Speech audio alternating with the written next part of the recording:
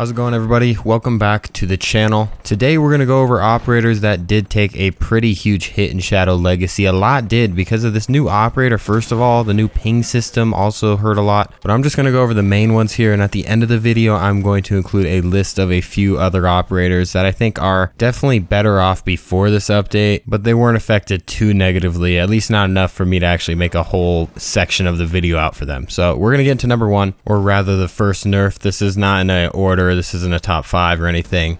But I want to first talk about Habana, who has been taking some hits these past 2 seasons. I mean, it started with Ace, obviously, who took a big portion of the hard breaching role straight from Habana. So I'm going to show you guys these 2 pick rate charts. One is going to be from season 1 of this year, and one is going to be from season 2. So the season 2 obviously will have Ace, but that's the only real difference in operator selection, at least. And if you could see, Habana's pick rate, just by that, dropped 10%. That's all a 10% mark. Even Thermite's even dropped even further, but I think Thermite has a better role on the team for actual hard breach, and Ace just took over both of them. Now I want you to keep in mind that these pick rates and win deltas, these are all platinum and above, and I think this chart, if you were to look at it from a platinum and below, Habana would fall off the charts. The only reason to use her anymore is really hatches, but the problem with this next season, why I think she's going to fall even further down that pipeline, is the new hard breaching gadget. So this new hard breach gadget is going to a ton of operators that instead weren't really picked, but this is going to kill Habana in my opinion. So the operators getting it, you have Montaigne,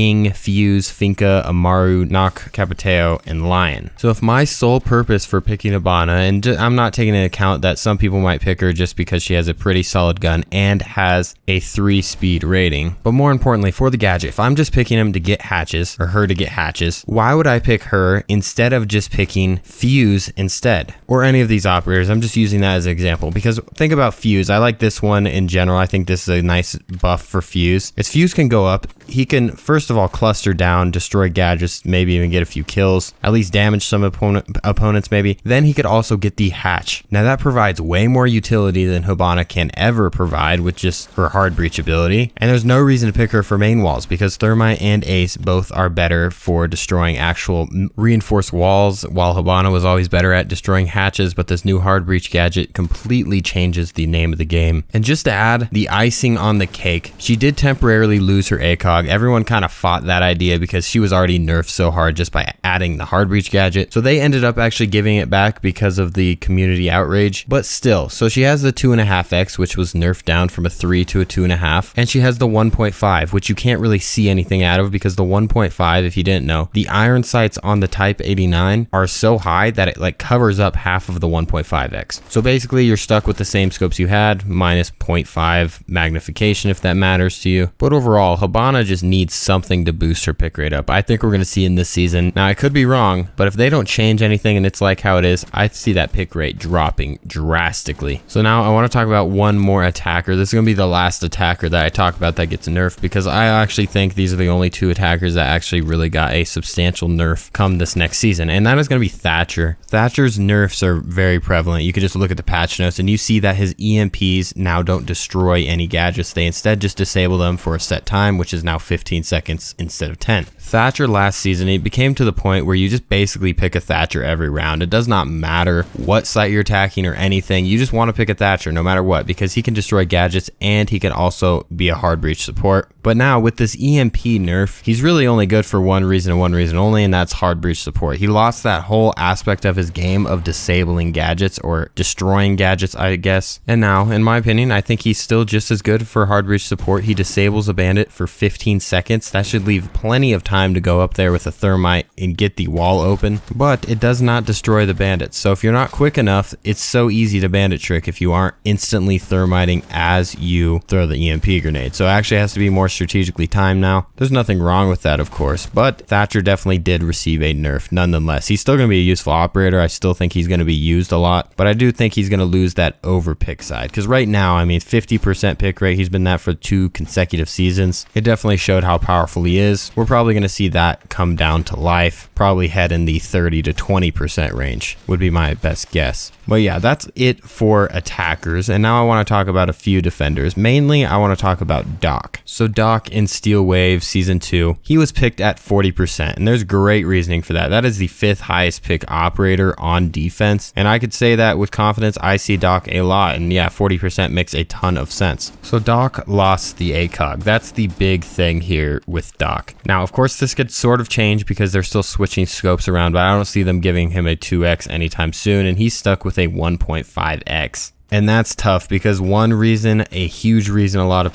people pick Doc is because of his spawn kill ability, and he actually had some use for the team. Being able to heal people is kind of cool, but I don't think it's one of those staple gadgets that you're going to need every single round, or at least 40%. So his pick rate is going to tank. Because operators you can get 1.5x's now with, you can get Mute with a 1.5, you can get even Capkin with a 1.5. So there's plenty of operators now that have a 1.5. So if your sole reasoning for picking Doc was for spawn kills and using the ACOG, then, well, there's no reason to pick Doc. Now, if you want to just do that, you pick Rook, because Rook is getting the 2x as of right now. Of course, this could change, but that is the highest magnification on defense. Mine is actually the Boss G, but I'm not going to count that in the category. But 2x is as high as it gets. The only other weapon as of right now, of course, is the TCSG 12. And that gun is also getting a 2x. But other than that, it's just Rook, and I guess that would be Goyo, and Kaid, I think, has it as well. But yeah, you can't tell me that 40% of you people that did pick Doc, you picked it just because you have that stim and you can revive people from far, because that is so situational. Healing people's cool, but you can now just be Rook. You can give them extra health, take an extra bullet. So Rook is getting the love that he deserves. Maybe this will balance them out and smush them into the middle because they were really far away from each other. But we will see. Time will tell. I know for a fact, though, Doc's pick rate is going down. But that was just the beginning of nerfs on defense. I could almost say every single operator that has a gadget on defense is getting a nerf in some way or the other, and that is completely because of the ping 2.0 system. This is such a powerful feature into the game. I might want to make a actual video on how the ping 2.0 system and how to actually maximize the potential on the 2.0 system. It is actually so powerful, and any operator with the gadget is getting nerfed just because you are able to actually ping the gadgets now on everyone on your team's screen, and they could see exactly where every single gadget is on the other team. So it's like IQ on steroids. So literally everyone from Wamai, Malusi, Jaeger, Alibi, Kaid, Maestro, right? All these operators. And don't forget Mira, right? You could actually ping now where the Mira is, so you can go play vertical and get that.